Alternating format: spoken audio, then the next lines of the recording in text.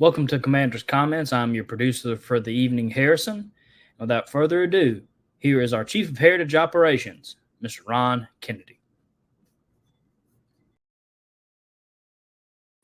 Thank you, Moose. We appreciate you doing all this hard work in the background for us, and we're back again.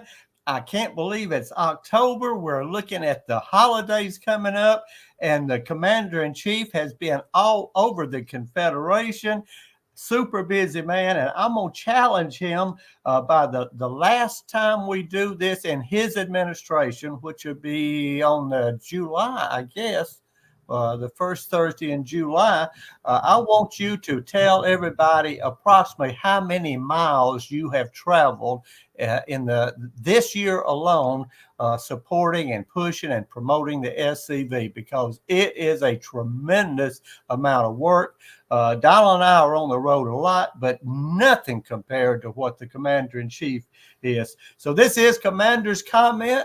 The Chief of Heritage Promotions is going to hush up for a little while. It's hard for Kennedy to do, but he's going to hush up and turn it over to our illustrious Commander-in-Chief, Jason Boshers. How we doing today, Mr. Kennedy, or this evening, Mr. Kennedy? Pleasure as always to see you. Appreciate everybody tuning in to catch up a little bit about what's going on. Just to give a quick rundown of something that Mr. Kennedy was talking about. I bought the truck that I have now in 2018. I have 136,000 miles on it. Almost all of that has been SCV stuff. So in 5 years, I've put 130,000 on it, just traveling for SCV stuff. So, that's just part of doing the job. Right. But I like to start out, and I'll touch on that in a few minutes. I actually want to, one of the recent travels that I was on, I was going through Florida. I was down speaking in down at the private Milton camp in Camp 741 in Florida. And when I come back through Dixie County. And, that's where the Hurricane Adelia come through, and visited with one of the members there, checking on everybody. Nobody was harmed. Nobody was hurt, but they did have some extensive damage. They are still digging out from under it, still cutting down trees. Last I talked to one of the members, now he owns several acres, but I think he told me he still had about 20 trees down that he's having to cut out. It took him several days to get his driveway cleared out with the trees to get out. And as soon as he did, he was your typical Southerner. He went and he started helping the neighbors. Yeah. That's just the kind of people that we are. And the reason why I bring that up is I want to talk to everybody about the SCV Relief Fund. It's one of those things that I push because I know it's brother helping brother. It's families helping families, and we're all a big family. I often think sometimes what it was like when our ancestors were gathered around the campfires when they were in camps over the winters, or they were marching from one place to another. How many of your ancestors did my ancestors see? And how many meals, how many conversations did they share together? And that's what I think about when I think about us. So we're going to mention a few things tonight where you can donate and contribute. You can go to scv.org, and you can go. There's a line of items on there. One of them's the 2024 National Reunion, which we'll talk about that in a minute. Another one is the Confederate Legion, which we're going to be talking about. And then the other one is donate. And this donate one, it's an interesting one because you can contribute anything from the museum all the way up to the relief fund. And just go there and make a donation, because when we have these storm seasons that we have, we need to be thinking about each other. I'm waiting to hear back. We had some flooding in Virginia and in the Carolinas, and I'm waiting to hear back how much damage that come from that. It was one of those hurricanes that just kind of slipped off our East Coast. and y'all just think about each other, and you get a few extra bucks, and and maybe that's something you think about doing with it. I want to talk a little. Sir, go ahead. I was going to ask you on our donations. Is it set up now where you can make I can go in and put in my credit card and say I want to give $5 a month to the relief fund. So there's a special place where you can do that. Okay. Yes, sir. And when you go ahead, sir. I was going to say for people like my twin brother who can't remember stuff and found out that he forgot something. But if you do that, be sure to remember when your credit card comes in, a new credit card, to update that so you can keep it going. That's all. I just want to make sure everyone understood that there is a way. And what's $5 a month, or $2 a month even to the relief fund? Well, if you had 30,000 people doing that, we'd have a lot of relief fund coming up. But and again, it's sort of like the IRS easy payment plan where they take the tax money out of your paycheck. That's a scheme that they started a long time ago. But anyway, this is for something that's a good purpose. So it goes for any of it, whether you want to give it to the Heritage Defense Funds, Legal Defense Fund, Heritage Promotion, Museum, Elm Springs, and I'm sure I'm leaving some out. But anyway, it's there. Make use of it. Yes, sir. It is a whole screen worth of page full of things for people to contribute to, and you can click on there and you can get some more interesting information on each of these donations, that contributions that you put, and you can make it a monthly donation, and because I've done it, I've done it with the. Where we were contributing, Frank Powell issued that challenge out there for everybody, give $50 a month to the museum to cover the debt. And, I did that and it was easy. I just took my bank card and put the number in there and click monthly and it comes out automatically. And, it's we want to make it easy. And, the simpler you make things, the more people are likely to do it. And I want this SCV Relief Fund. I can remember first time I heard about it, I was on the GEC. I was a councilman first time I heard about it. And, there wasn't a whole lot of money in there. And we had some tornadoes come through. I want to say it was Texas and Oklahoma. And we were needing to provide some help. And it's just an opportunity for us to help each other. And we've talked a lot about that, and we've talked a lot about how you can donate, and where this thing applies to the museum, it applies to Forest Last Ride, it applies to Heritage Operations, it applies to the Legal Defense Fund. You can contribute monthly, and if you want to contribute for a few months to this one and then change it to another one, you can do that however you need to. Another thing moving on is I want to talk about a little bit about dues. Dues came in very, very slowly.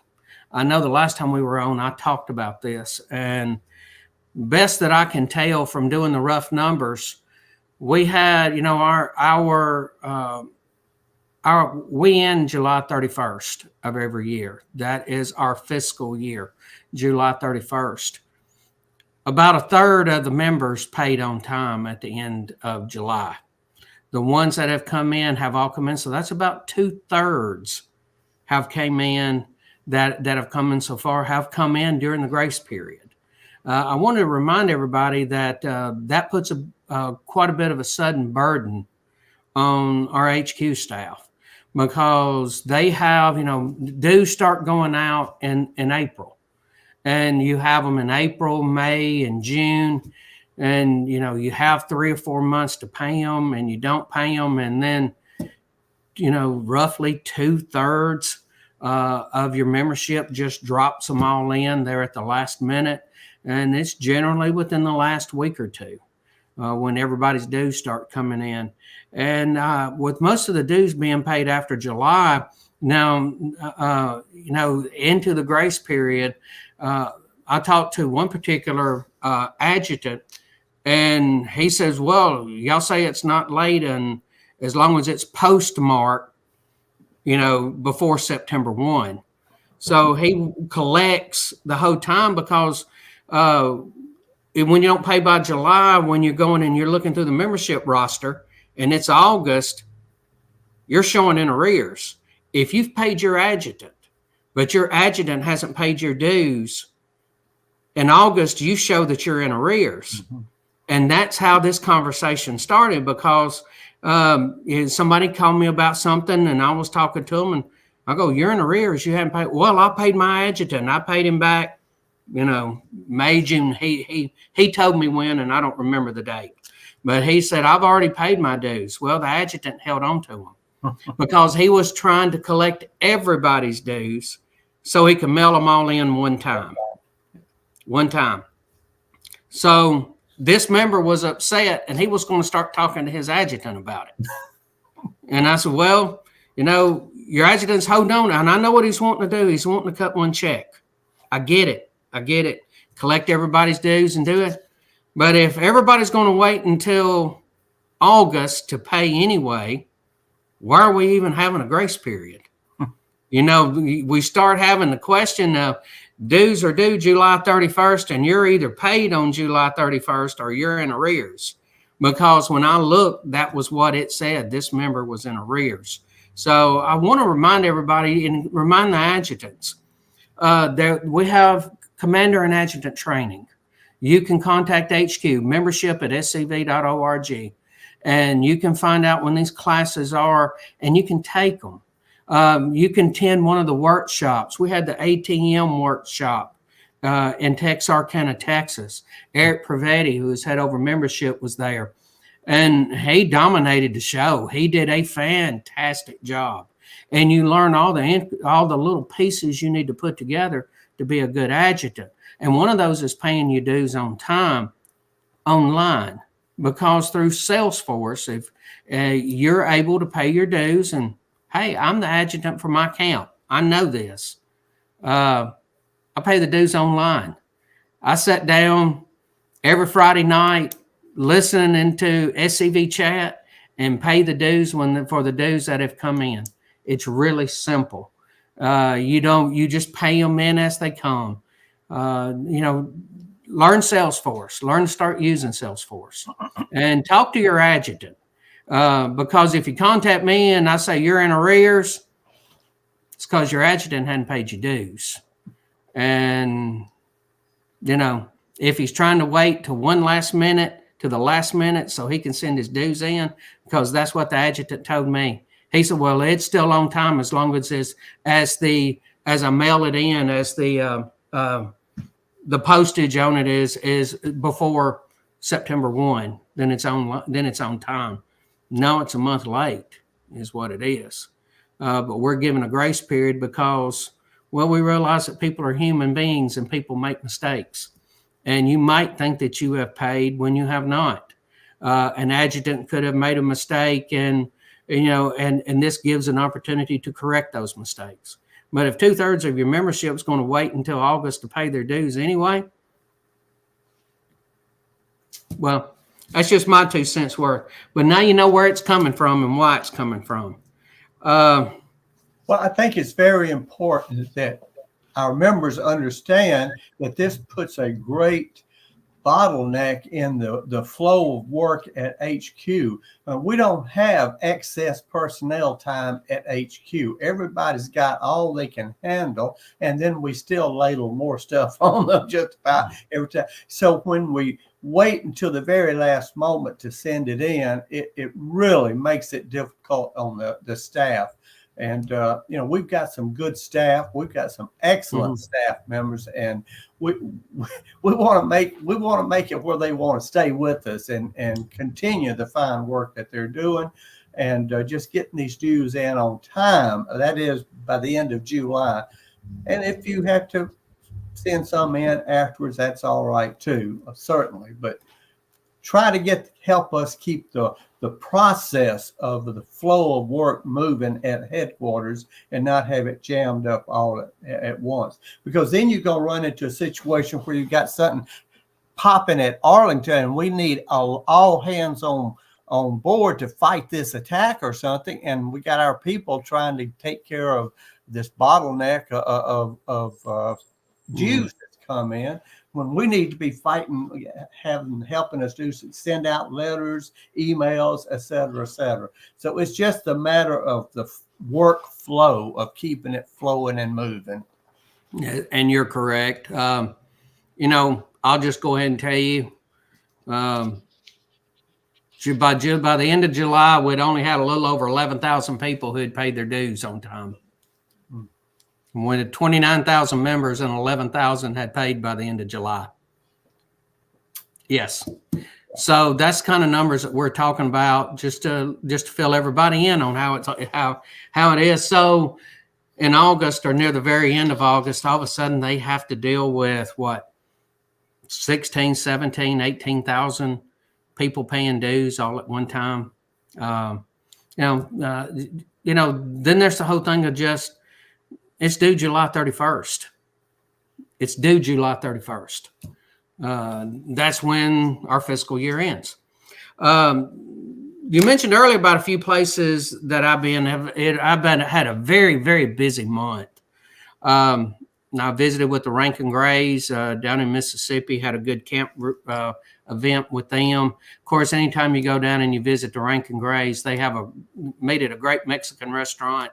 Food's always good, and their meetings are very well attended. It's room full of people. It's 60, 70 people at the meeting, and they have very good meetings, and I enjoy it. That's I think I've been once a year, so I think I've been for the last I think it's my 6th or 7th trip down there to visit with them. I have a great time each time. And like I said, I was down with the Milton camp that's down in Florida, visited with them. We had a great meal and had a little visit and a little talk with them, had a great time. Then on my way back, because this was all the way down in the villages where the Milton camp is, villages in Florida. On my way back, I was very fortunate to be able to stop in Prattville, Alabama, and bring greetings to the Alabama UDC. Now, it's always an honor to visit with the daughters, and for them to ask me to do that, I was honored, truly honored. Then I drove from there to Dexter, Kentucky, where we had a Southern Cross of Honor service for a private half-acre. And some of his descendants were there. And that's what I find extremely interesting, is when you visit and you have one of these memorial services and descendants are there, because they're able to provide insight in the stories that have been passed down, from family all the way down. And that's just the coolest thing, is to actually hear people talk about their ancestor and be very proud of them. And, that was really a true honor, and I really enjoyed being there. And then I was in Blairsville, Georgia. I was visiting with the Private David Payne camp there. I visited, I think this is my 4th time going to Blairsville, and they have a great camp and a great event, and enjoyed visiting with them. And then I left the middle part of last week and went to Frederick, Maryland, for the Order of Southern Cross meeting, because I'm a member of the order. And, that's just a great reunion that they have. They really do. It's a very laid back event. Business gets taken care of. I mean, they handle it just, true professionals. And I was at their grants because what they are, they're an extremely benevolent society. And I was at their grants meeting on Friday, and the Sons of Confederate Veterans National asked for some funding for cabinets. And these are true museum quality cabinets. These are the ones that are, that you would expect to see in a top-notch museum. They're not just some cabinets that you go to the local furniture store and pick up. These are these good quality glass that keeps the lighting out and keeps everything humidity controlled, temperature controlled. And they approved it. And they're going to give us enough grant money to purchase 10 cabinets. Wow. Now, I was working with the executive director, Adam Southern, and we were measuring out him and Jimmy Hill specifically. Now, was Jimmy Hill already ready to spend that money? Well, it's one of the great things that Larry McClooney did, past Commander-in-Chief Larry McClooney did, was to put Jimmy Hill in charge of the museum, because Jimmy Hill has done an amazing job with the museum. The timeline that goes all the way around, measuring out with cabinets, setting up displays. He is so organized and he is so detailed oriented that he really is a pleasure to work with if you have patience. Now, if you're one of those people that likes to bust through and get stuff done quick, Jimmy's not that kind of guy. He's going to get it done, and he's going to get it done right. And sometimes that takes quite a bit of time. And I've worked with Jimmy, and he is to me, because I'm patient. Because I make mistakes and have to go back and do stuff myself. And Jimmy's done a fantastic job. But him and Adam were measuring around and figured out to completely fill up the museum and replace some of the cabinets that we need to. We need 40 cabinets. We first submitted for all 40, and then, no, that's not what we need to do. We need to take care of what we have immediately. Right now, we have enough artifacts. We have more artifacts than we have cabinets. So of the good quality cabinets, we have some cabinets we can use, but we don't want to put artifacts in them. So now that we're going to get these 10 cabinets, you're going to see a lot more of the artifacts that are going to be coming out. And it was great to visit with them. The Order of Southern Cross, we got 10 cabinets that's going to be coming. And thank you, Order of Southern Cross. The men there are excellent and great to work with. Of course, if I'm going to be that close to Frederick, Maryland, I need to go and see Arlington. There you go. So I went to Arlington National Cemetery, walked all the way back to the Reconciliation Memorial. And anybody who is very familiar or has been to Arlington and you're familiar, where the entrance is to where the Reconciliation Memorial is, it's all the way straight back. So you walk past the Tomb of the Unknown Soldier. Now, there is also right outside Arlington, the home, Robert E. Lee's home that is there. I was going to say something, but I'm going to let that go. Yeah, don't say it. I'm just going to let it go. There is a tomb there for the Civil War unknown. And that is men that were all battlefields all around in that area. And it's just a mixture of Federals and Confederates. And it's just as they found bits and pieces of bodies, I hate to say it that way, but it's the stuff, war's brutal. And it's sometimes it's just bits and pieces that are left. And they put all of these and they put them in the Tomb of the Unknown, Civil War unknown. So I went there as well. But when you go to the Tomb of the Unknown Soldier and you see the changing of the guards, saw the changing of the guards, laying of the wreath, and then we just walked on back to the Reconciliation Memorial. Nobody was back there. Nobody made the trip back there. It wasn't like we hustled out there and then hustled back. It's we just took our time, and while we were there, we visited for quite a while. You have to almost walk right up on the square that it is. It's actually Jackson Circle that goes all the way around it. But when you almost have to walk there before you can ever see it because the trees are grown up. And then the whole time we were there, only one of the shuttles come by that were doing tours, and it didn't stop. And it didn't drive past the monument. It went a block up and made the turn and went away from the memorial. So nobody was there visiting. Nobody came to visit. It was, That was one of the things that surprised me the most. I was, expecting still to see some activity there, but it wasn't. So it definitely isn't in the way. It's definitely not an eyesore. The monument itself is absolutely gorgeous, and it is unbelievable in the detail. I had seen it before, but it had been a number of years. Yes, sir. Does Moose have some pictures of the monument? Yes, I sent him a couple of them. Yeah, Yes, there you go. That's one of those that I took. The place is beautiful. And that's Moses Ezekiel's gravestone right there. Yeah. But you would the way they were carrying on about it, you would think that it was an eyesore that was right in the middle of everything. It's not. It is an absolutely gorgeous structure that isn't harming anybody and isn't in anybody's way. It's basically on the back porch of Arlington Cemetery.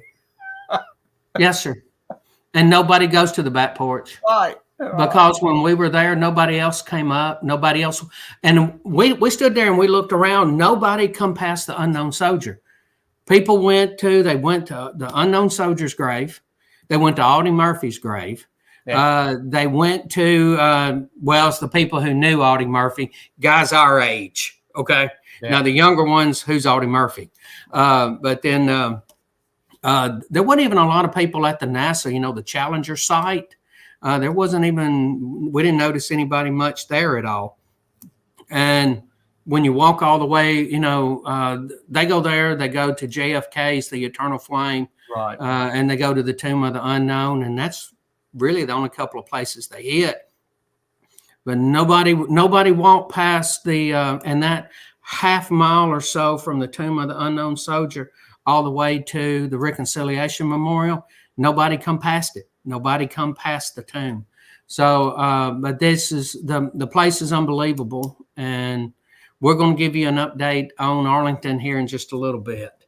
Then Tuesday night, I was very blessed in the fact that I got to visit with the Robert E. Lee Camp 1589, and I'm hoping I am pronouncing this correct, Midlothian, Virginia. Midlothian, Virginia. I was able to visit with them. And so I've had 2 long trips. I had the one where I went through Florida, come back up through Alabama into Kentucky. And then I had this one where I went over Frederick, Maryland, and made my way down, visited with some SCV members that's in Virginia and Maryland. We had several meals together talking because we do realize we are a brotherhood. So was there something you wanted to say, sir?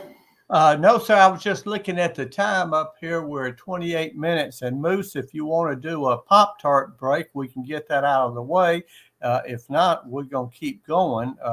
So I don't know if Moose, I do see. Yeah, you want to go ahead and do a Pop-Tart break, Moose? Yes, sir. And all our Pop-Tart breaks here at SCV Chat, tonight's Pop-Tart break is sponsored by the Kennedy Twins' newest book, Jefferson Davis, High Road to Emancipation and Constitutional Government. Jefferson Davis, High Road to Emancipation and Constitutional Government is about how Jefferson Davis was a leader of the high road to emancipation. He looked for a day which slaves would be prepared to live and participate in society. He did more, though, than advocate for this high road to emancipation. He practiced his beliefs in the ultimate emancipation of Southern slaves, and many of his former slaves led to prosperity and their testimony about their former master who prepared them to be self-sustaining members of society.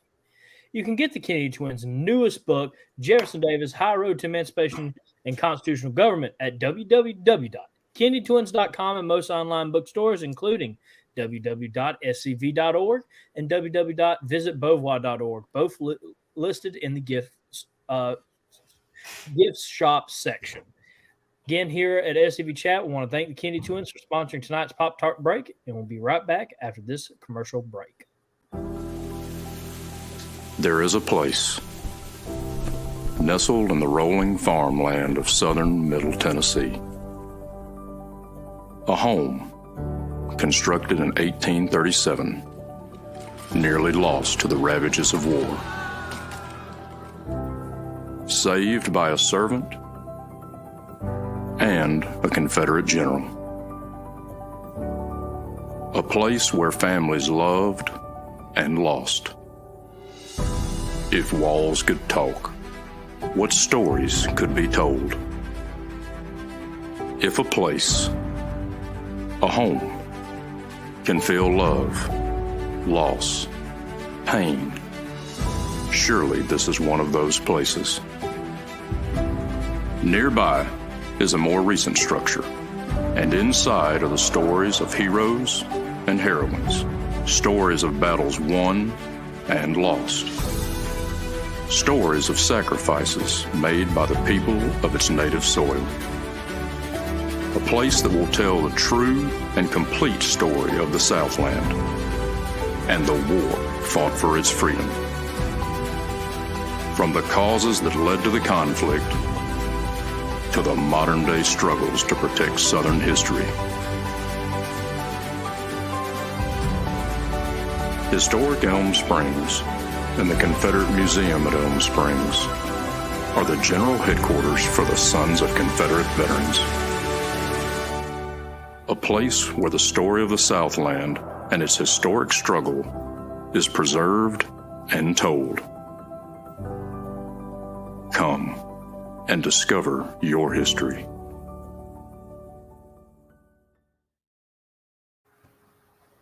All right, we're back again. I was scrolling through the comment section. We appreciate everybody making your comments there. And Horace 53, I appreciate the comment. Great book, love reading it. Sometimes the Kennedy twins wonder if anybody ever reads our books, but they do. I guess they're doing it, buying them or using them for, door stops or something. I don't know. Yes. Drink coasters. Yes. I'm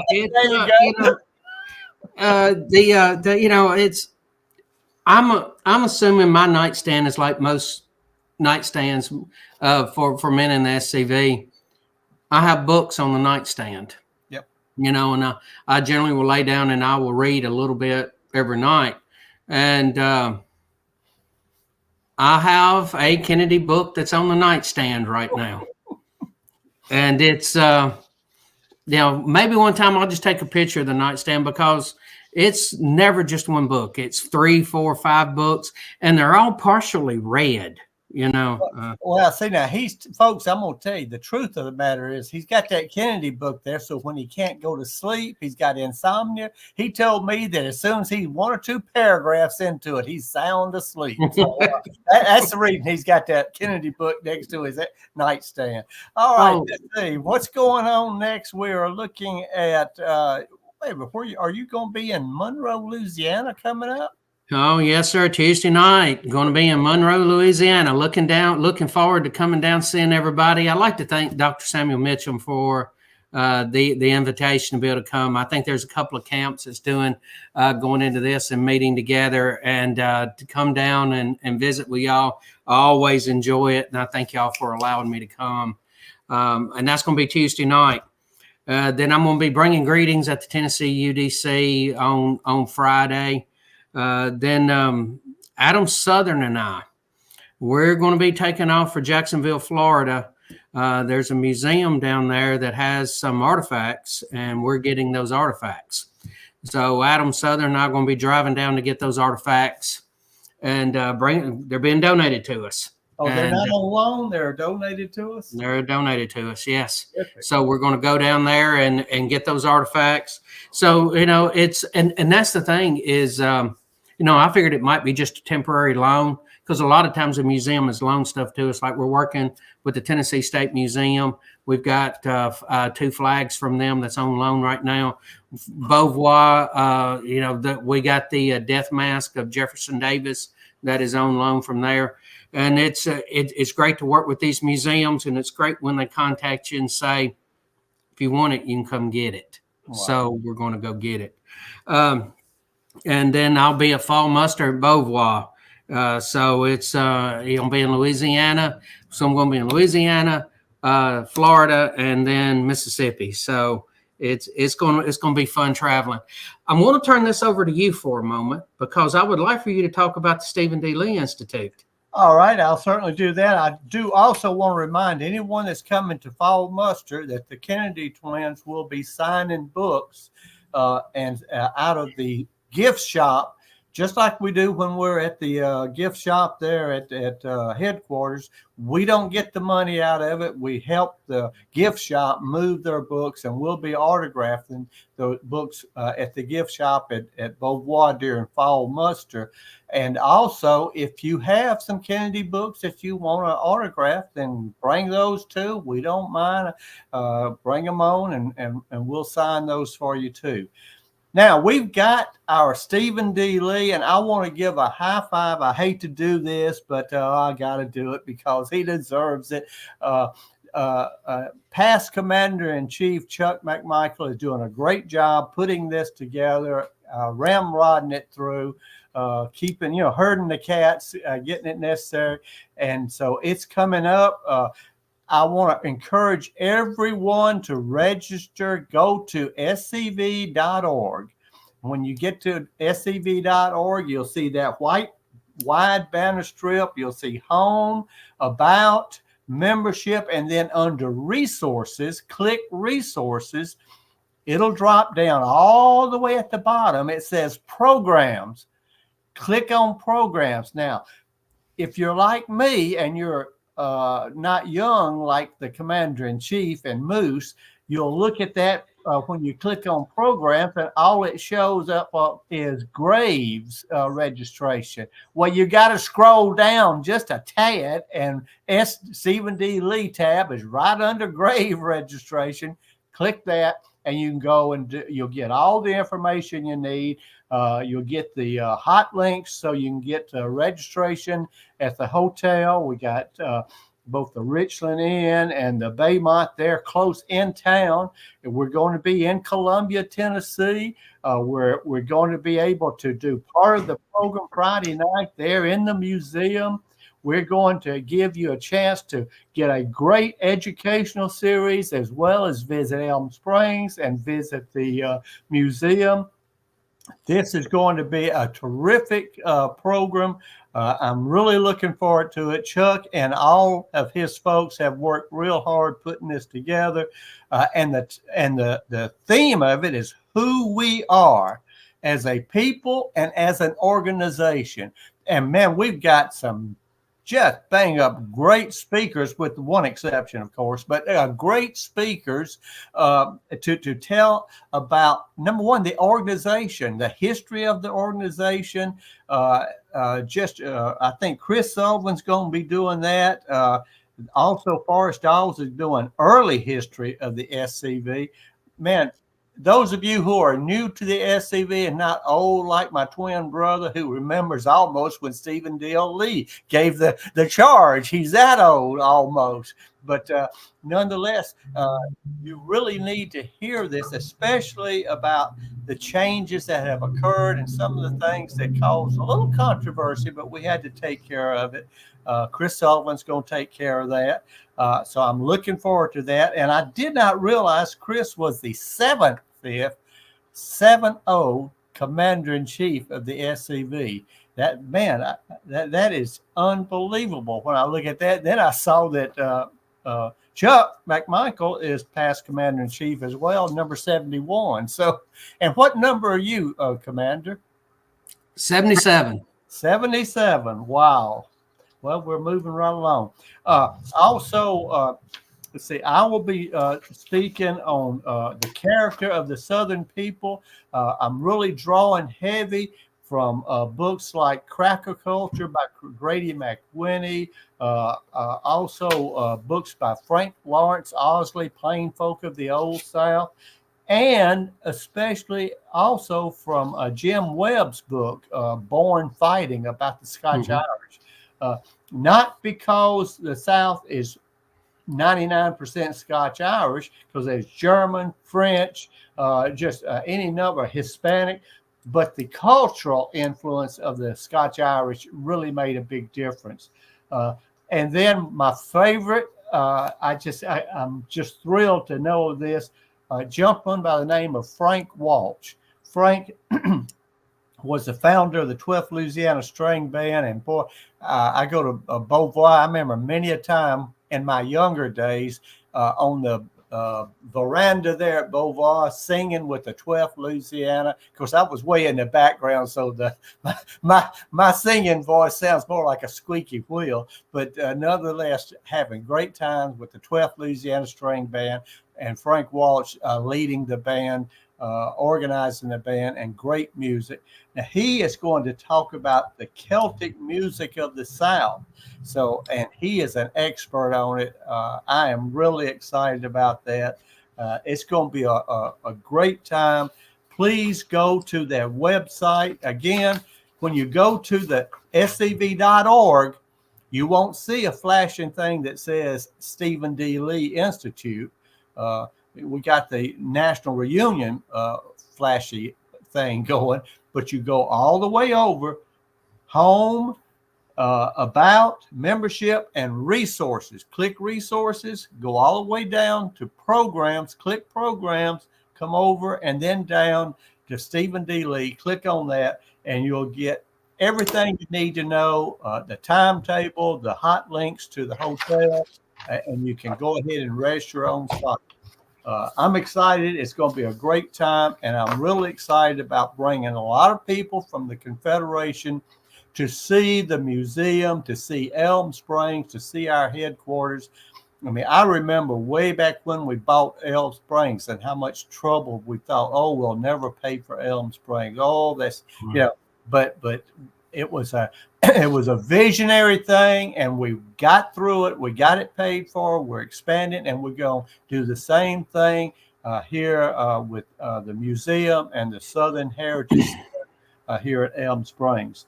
And I believe that's all I have to say about Stephen D. Lee. I'm looking forward to seeing as many folks that can make it. I want to pack it out and have a great time. You're going to learn a lot. You're going to learn a lot about the SCV that you probably never knew, never had a chance to understand about the background to the SCV. And by the way, Forrest Dawes, if you're listening, I want you to be sure to contact Donald or I so we can make sure we tell you about what Dr. McCain did to save the SCV in the late 60s, early 60s, late 50s, early 60s. You probably already know about it, but I want to make sure because Dr. McCain, and I know he's a Mississippi guy, and I'm from Mississippi. Of course, they kicked me and Donald and I out. But anyway, we're originally from Mississippi. Personal friends of Dr. McCain, a great supporter, a tremendous man. But I want to make sure he gets the credit he deserves for that. All right, Commander, what you got next on your list? Alabama Education Conference. Yes, sir. First of all, I want to touch on something you just talked about. I talked with Forrest Dawes today. Because he's got several projects. We got a GEC meeting coming up this weekend, right. And I just wanted to know if he was going to be there because he's a historian in chief, and he is going to be there. So he's going to be there. He told me that today, and we were talking about this project of doing the SCV history. And first thing comes to my mind is we're going to have a narrator. Forrest Dawes has to be the narrator. No. I mean, come on. He has to be the narrator. And he needs to be the guy that's asking the questions, doing the interviews and stuff like that. And Dr. McCain, of course, will come up and, and everybody that knows our history knows we have to give Dr. McCain so much credit. Yeah. We were down to just a few thousand members in the late 50s, and here he is. He brought it back, and he was actually one of the monuments men during World War II. Dr. McCain himself has an amazing story, and I would like to. One of the things, and we talked about this when we were doing the timeline, going around inside the museum. We're talking about the history, but we haven't really talked about SCV history. Yeah. And, we were founded in 1896. So we have a lot of stories that we can be telling. And, just so everybody knows that is coming. And thank goodness we're going, Forrest is going to be doing this. That boy's got the voice for it. I tell you, that man, I wish he does a great job. He's the one that does the commercial that you just saw. Alabama Education Conference, March 16th, Wetumpka, Alabama, at the Southern Culture Center. And there it is right there. Oh, my goodness. We got some Kennedys talking there. Oh, my goodness. And I just saw where Jimmy Hill put on there is a QR code for Dr. McCain in the museum. And that's good. So this is the Alabama Education Conference. Want to remind everybody of that. Oh, and before I forget, we were talking about the Stephen D. Lee, and you can go to scv.org and drill down through it. You can also go to StephenDLeeInstitute.com. We have a website up on that. So go to StephenDLeeInstitute.com and you can get signed up. The website's up and it is going. Going to talk about some more events we have coming up. May 4, that's the first Saturday in May. We're going to be having a pilgrimage and homecoming again at Elm Springs. I think this will be our 4th one. We're going to try to do things a little bit different. We're actually talking about maybe trying to do picnic on the grounds, something like that. And because, we have the back porch off the museum and providing some food, the kind of stuff. We're just trying to figure out something different to do with that, to get people to stay. Because the time of day that we have it, there's a lot of people that show up and then as soon as it's over with, leave and go eat. And we also have something else going on that day, and that's the Army of Tennessee workshop. Talking with Jimmy Hill, he said that'd be a great time to do it. So, we might even have a Kennedy as a speaker at the Army of Tennessee workshop. Oh, they don't need that. They've heard that. They're saturated with Kennedys. Now, talking about some of the national events, and I've mentioned this before, when we had the Stone Mountain event, there's a lot of people that have a hard time traveling that far. So when we have a national event, how about having national events in each of the armies? And I spoke to the Army commanders about it. J.C. Hanna jumped on it right off the bat. And if you want to talk about that, you probably know more about it. It's the April 6th, but I'll let you talk about it. Well, it's a centennial of the our anniversary of the Battle of Mansfield, in which it was the last hurrah victory of the Confederacy in the Trans-Mississippi. And the words is that when the word got back to the old veterans, or they were still soldiers, that Lee had surrendered and we'd lost the war, they said, well, how can that be? We whooped the Yankees, at Mansfield, and of course the next day at Pleasant Hill. But it's going to be at the state park. The state park people are letting us use that facility. It's going to be a great show. J.C. Hanna is working very diligently to make sure it works right. We've got some parking issues that he's going to have to get some shuttles to get people parked, because we can't park in the state park itself. That's just not enough room in their little small parking lot, but we are taking care of that. Now, Mansfield is just south of Shreveport, and I think everybody knows Shreveport's the capital of East Texas. So if you're right up in there, that's a joke us people in South Louisiana like to tell the people in Shreveport, Louisiana. I'm sure I'll get hate mail now. Probably from North Louisiana as well as East Texas. But anyway, Shreveport is up in the northwest area of Louisiana, and Mansfield is right below it, probably an hour and a half drive. Real easy to get to. We've got some good hotels in Shreveport, of course, and there's limited hotel available in Mansfield itself.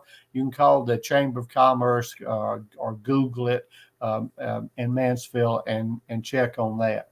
But it's going to be a great event, and I hope everybody will make it. I'll be there. Don will be there. I think Commander-in-Chief's going to be there. So it'll be a great event. And again, it's easy for the people in South Arkansas and East Texas to get to, as well as Louisiana and Mississippi. You can drive across that Mississippi River Bridge at Vicksburg and come on straight on over to Shreveport and hang a left. So, and I want to thank J.C. Hanna for all his work that he has done on this, because he jumped on it right off the bat, because he was one of those that I talked to first about the idea of having a national event in each of the armies, because he has been to the pilgrimage and homecoming, and him and I were talking about it. And this past year, it wasn't as well attended as it has been in the past. And then we were talking about always having a national event at Stone Mountain, or not every year, but the past few years.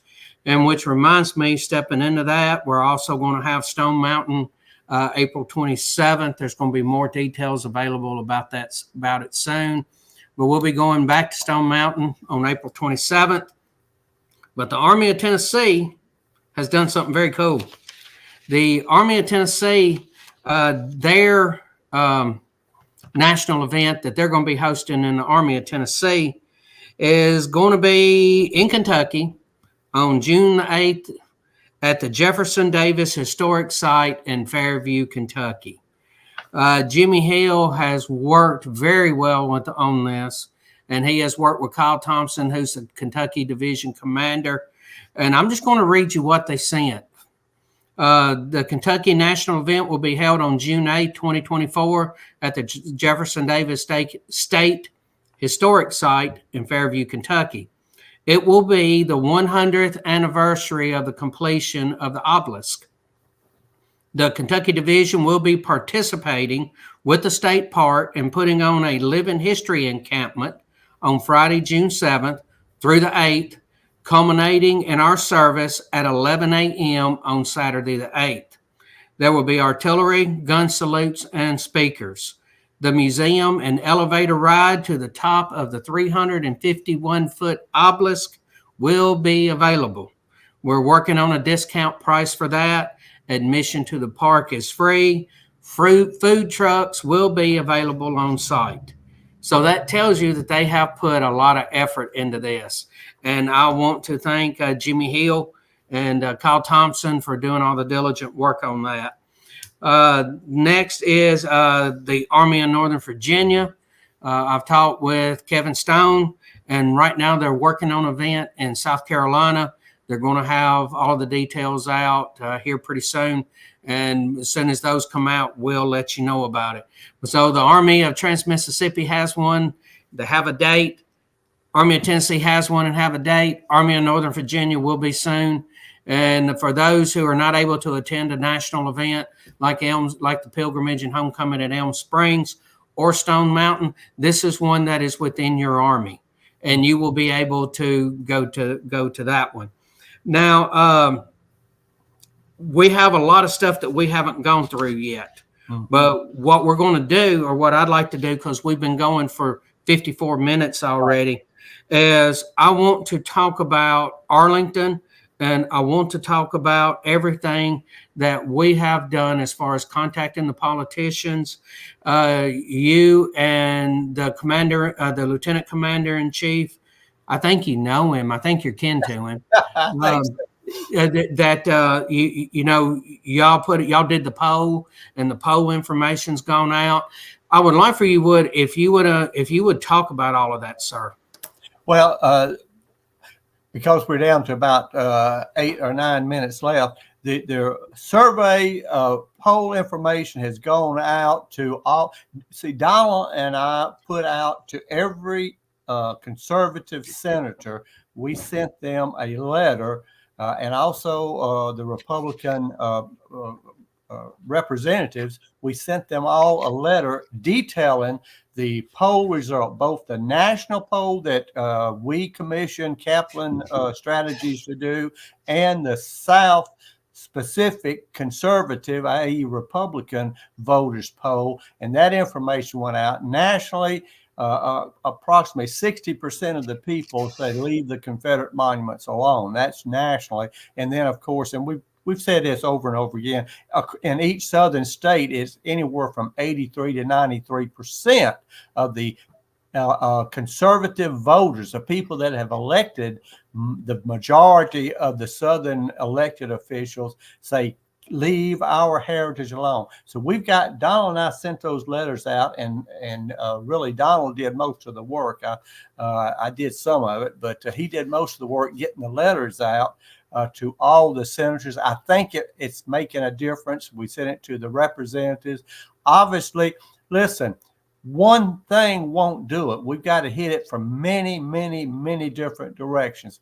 A letter, an old-fashioned snail mail letter, is still the most important. The only thing more important than that is if I knew, had a personal relationship with Senator John Kennedy, could go in and talk to him. Now, I know John, I've visited with him. He's been at my house, but he don't want the world to know, I guess, that he knows the Kennedy twins. So I don't have that kind of a connection. But if you have a personal connection to your representative or senator, this is the most important aspect, particularly if you've donated to his campaign, because money talks, BS walks in Washington, D.C. But then the snail mail letters, and then the emails. And I know not only Donald and I've seen, and several people, I was looking in the comments, several people have noted that they've sent letters in. They've done the one click. Now, put that one click up that Commander sent out there. Then now that one is that went out on the Telegraph yesterday. Is that right, Commander? Today. Early today. All right. So I know we've sent a lot of these out, but make sure you see this. Click on that link. We're now trying to convince the senators, the conservative senators from the South.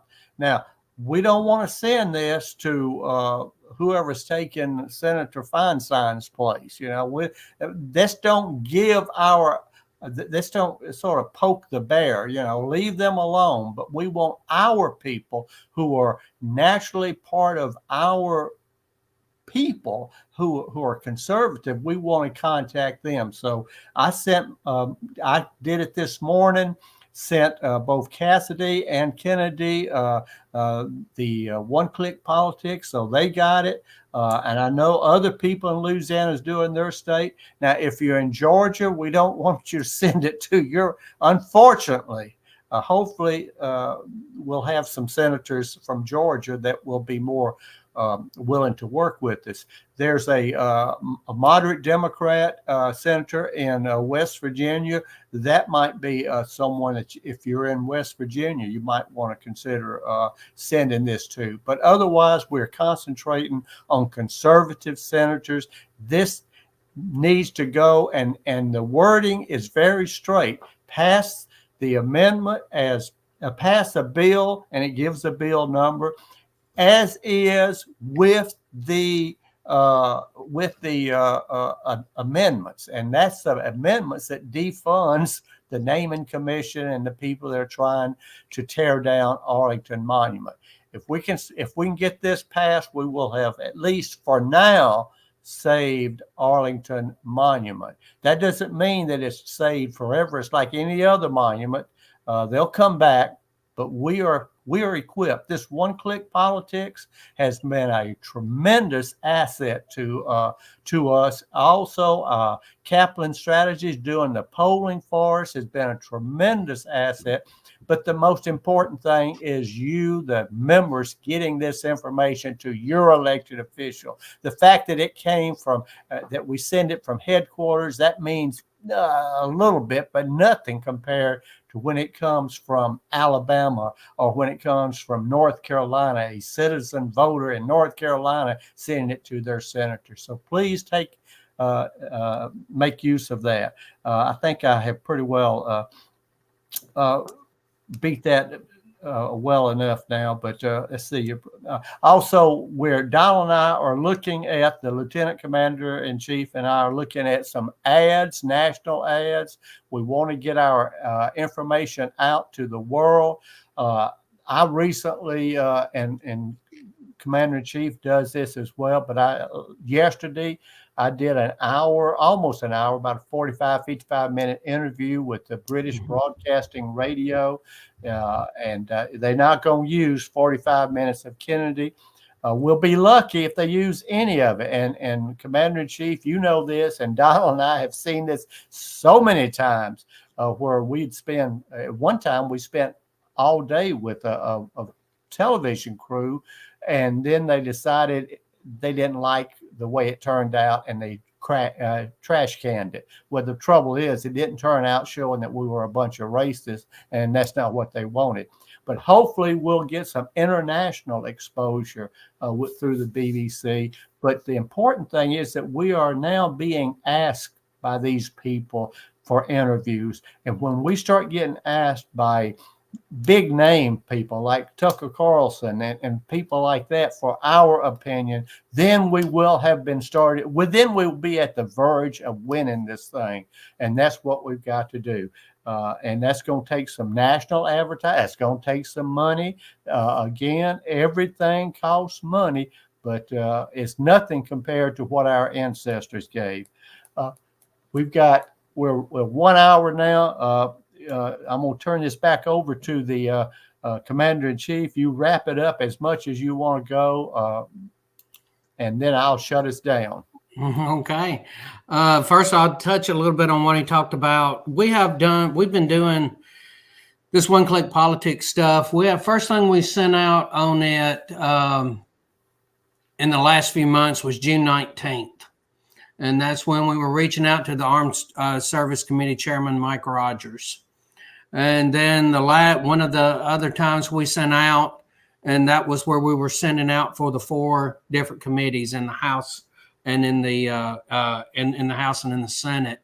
Then we sent out something for the HR 4365. That's having to do with the NDAA, and that we've had a good response out of that.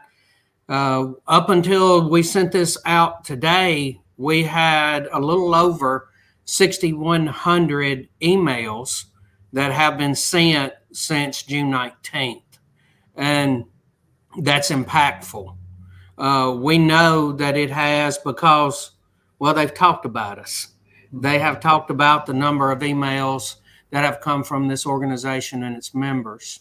There's a lot of them that there's a lot of people, you can change when you pull up the email, when you go on the one-click politics and you enter your information, and then you click and you go to the next piece and you can see the contents of it. There's people that are adding their name, their SCV count, whatever they need to do. They are, putting that in. So we know that they're getting them, 6,100.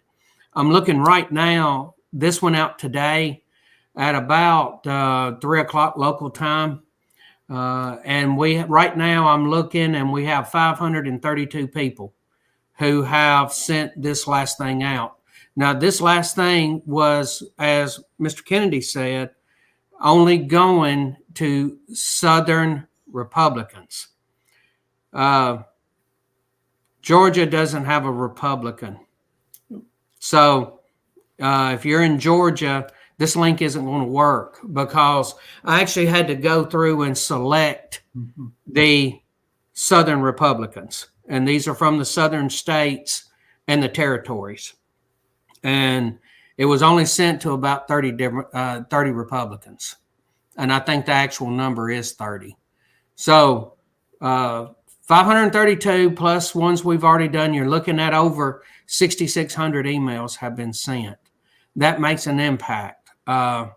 We need 66,000. Amen. And I appreciate everybody that's doing it. We just, everyone who has done it, we just need everybody doing it. If we had 66,000, you're looking at a lot more impact.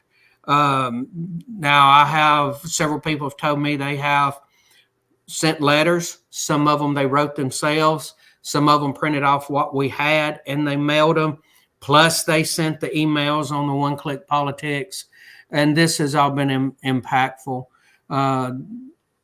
Where it stands right now is this is waiting on the Senate. we had what they called the Clyde Amendments, which were the two amendments that were put into the NDAA that would keep things in Arlington and eliminate spending for the removal of artifacts. Now, it made it through the committee, which, as everybody knows, making it through the Rules Committee is absolutely huge. Made it through the Rules Committee, House voted on it, and it passed, and now it's waiting on the Senate. So that's where we are with that. Now, the NDAA will not go into effect until January the 1st of 2024. So even if the House passes, even if it's passed in the Senate, the House has passed it, even if the Senate passes it, and let's say it does not get vetoed, it gets signed by the president, it's still going to be January 1st of 2024 before this NDAA goes into effect.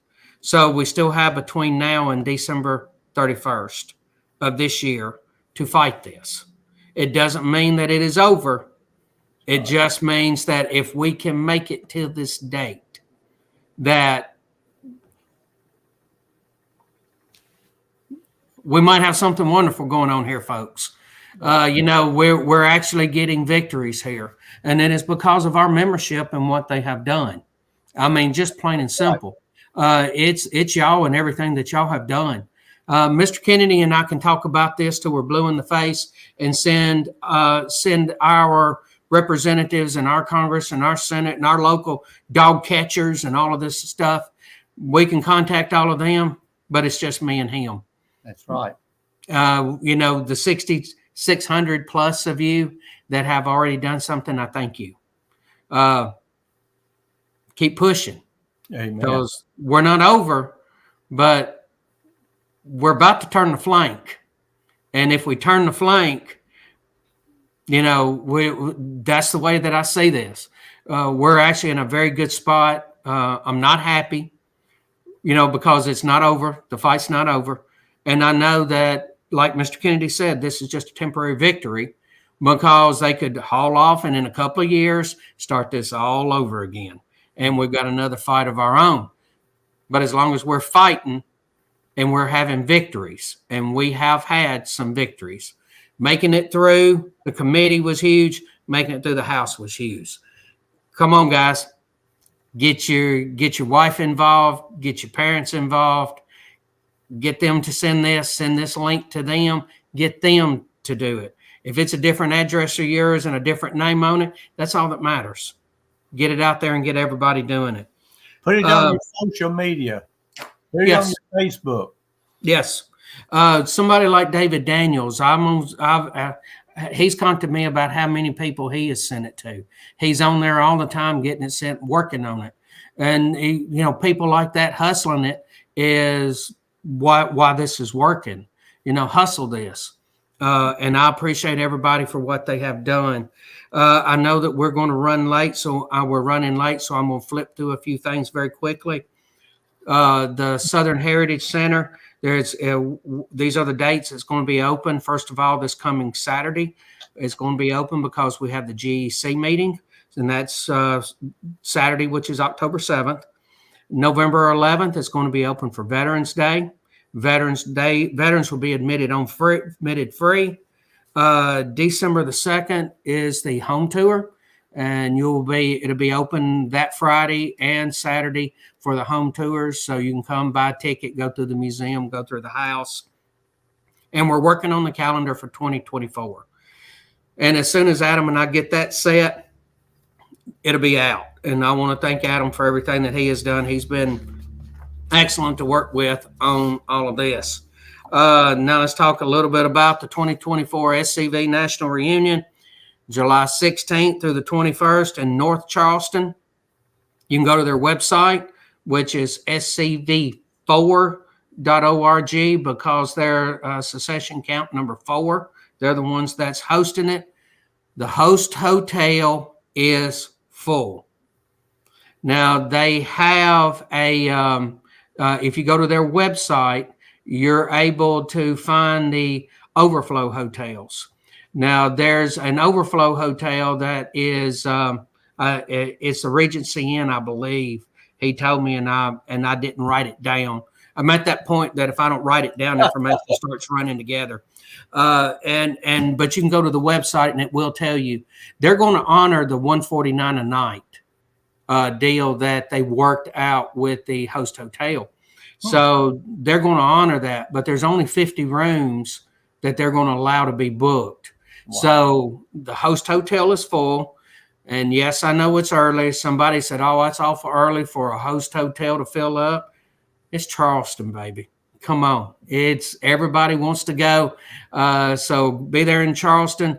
Host hotel's full. Go to the website, scv4.org, and go, and you'll have to use one of the other hotels, the overflows. And go ahead and book any of the tours that you're wanting to do. Because with this and any of the meals, go ahead and get it all done. Go ahead and get registered. Go and get everything signed up, because things are filling up quick, because a lot of people want to go to Charleston. Now, they've also done a special thing on Saturday night for the people who do not want to go to the banquet, or the banquet sells out, that they are going to have a harbor tour. And you can go and sign up for that. You take the boat ride. And they're up to 125 people. So, that's going to fill up pretty quick as well. So go to scv4.org and get everything. Don't procrastinate, because you might not be staying in North Charleston. You might not be able to find a hotel anywhere. So 2025 SCV National Reunion, it's going to be in July, Houston, Texas. Talked with Michael Hurley. And he told me everything is progressing as it should.